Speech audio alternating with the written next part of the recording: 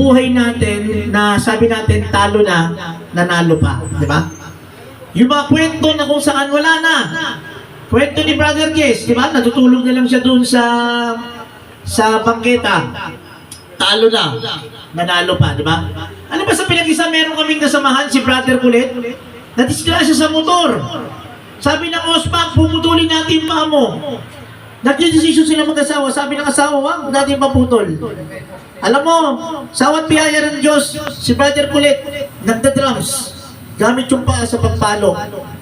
Talo na, nanalo pa. May isa tayong kasamahan, si Sister Babes. Alam mo nung kwento niya, pila-pila daw sila sa PGH. Sabi sa kanya nung namamahala, dito ka sa unang pila, sapagkat 1, 2, 3, 4, yung upuan daw na pagpipilian nila. Habang tumataas daw po yung level, dumadami yung freebies. Ang ginagawa daw niya, inilalagay siya lagi nung namamahala doon sa level 1. Ang ginagawa niya, lumilipat daw siya sa 3 at saka sa 4 kasi madami daw regalo. Until 1, yung time na yon, in-announce ng doktor. Sabi ng doktor, kung ano yung pinipilahan nyo, yun yung level ng cancer nyo. Alam mo, kwento niya? Hindi niya na naalala kung ano yung nakalagay doon ng freebies. Simula PGH hanggang Pasay, naglakad tong tao na to. Ayun yung mga kwento ng talo na, nanalo ka. At itong compound na to, itong Guadalupe Prayer Group, naging bahagi yan ng kwento na kung saan talo na, nanalo pa. Itong compound na to, hindi nila alam na magbabayad pala ito ng amilyar, almost 2 million. Sabi ng mga tao dito, saan natin kukunin yung pagbabayad sa amilyar na yan? 7 million. 7 million yung unang babayaran, tapos may tax pa palang babayaran. Sabi ng mga tao, wala na. Bebenta na yung compound. Talo na. Pero sabi nga, dahil sa gawain nito, nabayaran, talo na, nanalo pa. Yan yung kwento ngayon. Kwento ngayon ng gospel. Isang kwento ng talo na, nanalo pa. Pero bago ako magsimula, let me start with the one story. Nakikita ko kayo yan eh. Ito yung lagi ko kinikwento. Yung kwento ng dalawang palaka. Dalawang palaka na nahulog doon sa balon. Itong palaka na ito, talon sila ng talon para makaahon. Kaya lang habang tumatalon sila, may nakita sa kanila isang palaka. Isang palakang chismosa. Taga-tondo. Sabi na itong palaka na ito, magsilip niya, "Uy, may palaka nahulog." Alam mo na itong ganawa na itong palaka na to, pumunta sa iba't ibang dako ng lugar. Chinismis, pumunta sa pinagkaisahan, pumunta sa Pitugo, sa Guadalupe Nuevo, sa Viejo. Isinama niya, sabi niya, punta tayo doon, may nahulog na palaka. At habang tumatingin sila doon, nakita na naman nila yung dalawang palaka, talon pa rin ang talon. Ang problema, habang tumatagal, parami ng parami mga palaka sa ibabaw. At itong mga palaka na ito sumisigaw, sabi ka nun, "Hoy! Kayong mga palaka dyan sa baba, huwag na kayong tumalon. Mamamatay na kayo dyan, wala na kayong pag-asa." Pero yung dalawa, talon pa rin sila ng talon. Alam mo, until one day, yung isang palaka, napagod na, nanghinaan na, tumigil na sa pagtalon, at paglipas ng panahon, unti-unting nanghina at unti-unting namatay. Pero ito isang palaka, talon pa rin siya ng talon, talon pa rin siya ng talon. Ang dahil na ng palaka sa ibabaw sumisigaw, "Oy! Huwag ka nang tumalon! Wala ka ng pag-asa! Yung kasama mo patay na! Mamamatay ka na rin dyan!" Pero itong tao, itong palaka doon, talon pa rin siya ng talon. Until one day, pagtalon na itong palaka na to, nasa ibabaw na siya ng balon. Alam mo ginawa na itong palaka na to?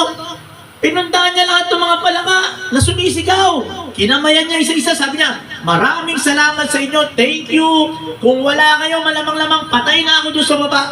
Alam mo, nag-conduct sila ng investigation. Sabi niya, nung isang araw nung sinisigawan natin ito, mamamatay na siya. Wala nang pag-asa. Pero bakit kayo nagpapasalamat? Alam mo, na-found out nila na yung palaka palang nabuhay ay isa palang palakang bingi. Akala niya, chinichir siya ng mga palaka doon sa ibabaw. Ano kapatid? Ito yung paalala ng gospel at paalala sa atin. Sa mga panahon na struggle natin, panahon ng may sakit tayo, panahon na wala na tayong matakbuhan, ang isisigaw sa'yo ng tao, wala ka ng pag-asa. Sira na ang pamilya mo. Wala ka nang babalikan. Baon ka na sa utang. Mababaong ka pa. Yung sakit mo na yan, mamamatay ka na dyan. Yung kasalanan mo dati, yan na yung magiging kasalanan mo lifetime. Hindi ka na kayang patawarin. Yun ngayon yung paalala. Pero sabi nga, huwag tayong hihinto. Huwag tayong titigil. Sabi sa Galatia 6:9, huwag tayo magsawa sa paggawa ng mabuti sapagkat darating ang takdang panahon na ikay aani kung ikay hindi magsasawa. Kaya ang gospel ngayon, kapatid, ang unang gusto ipaalala sa atin, be hopeful. May pag-asa pa. Pwede ba tignan mo yung katabi mo? Pakitignan mo nga, pakitabi pakisabi. May pag-asa pa yung mukha na yan. Sige. May pag-asa pa. Yun yung gustong ipaalala sa atin ng gospel. Di ba may isang babae doon? Ito, atras na natin ha. Sandali na lang to. Sabi niyo sa gospel, yung isang babae, allegedly, nangangalunya. Ha? Di ba sabi, pag nangangalunya ka daw, dapat dalawa. Bakit doon sa gospel, isa lang? Pangalawa, sa kultura ng mga Hudyo, dapat meron dalawang saksi. Kaya lang doon sa gospel, walang saksi. This is a trap situation. Dalawa kasi ang magiging pupuntahan ng sagot ni Jesus.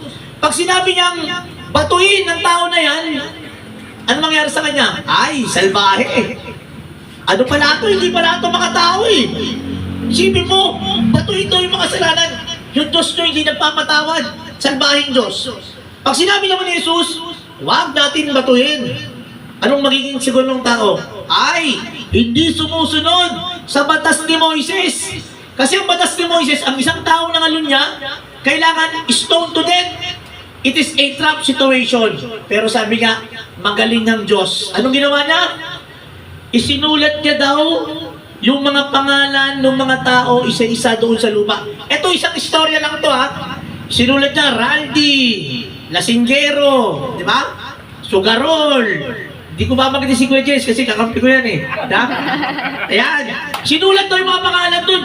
Kaya sabi niya doon, ako nakasulat yung pangalan ko doon sa yung kasalanan ko. Pangalawa, may isa pang tanong doon. Doon sa babae na yun, ang totoo, walang inilagay na pangalan.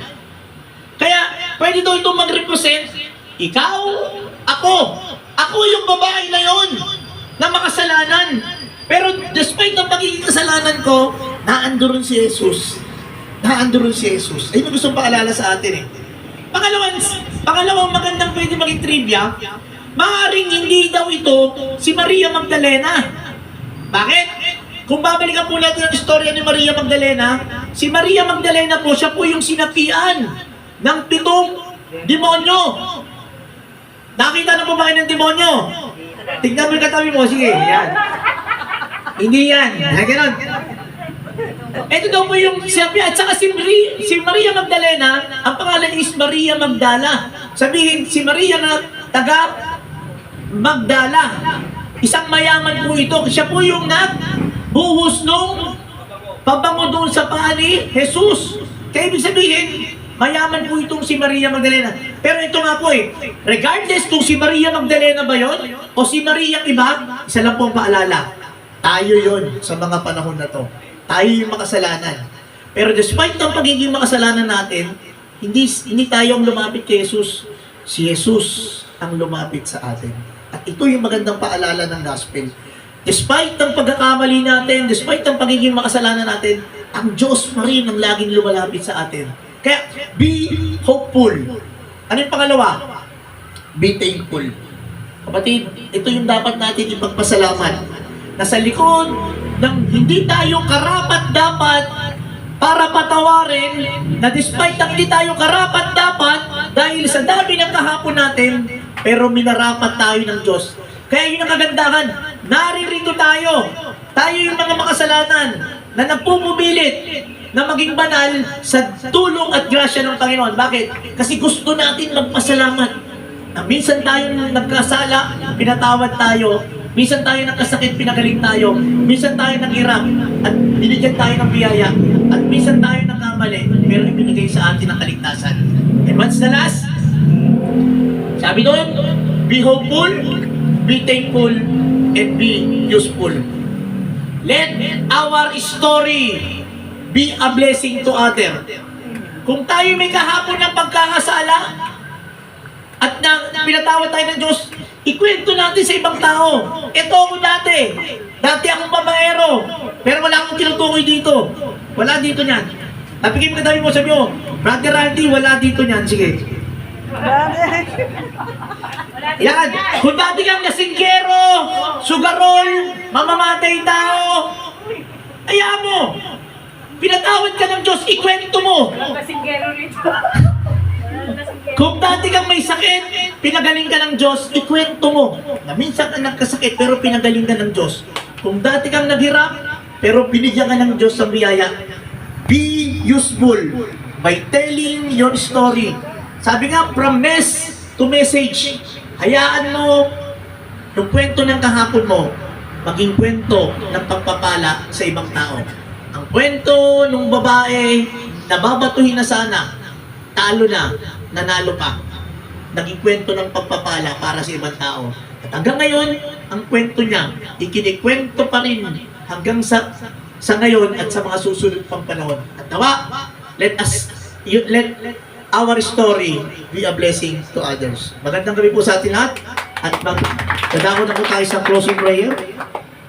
Mapangungunahan ni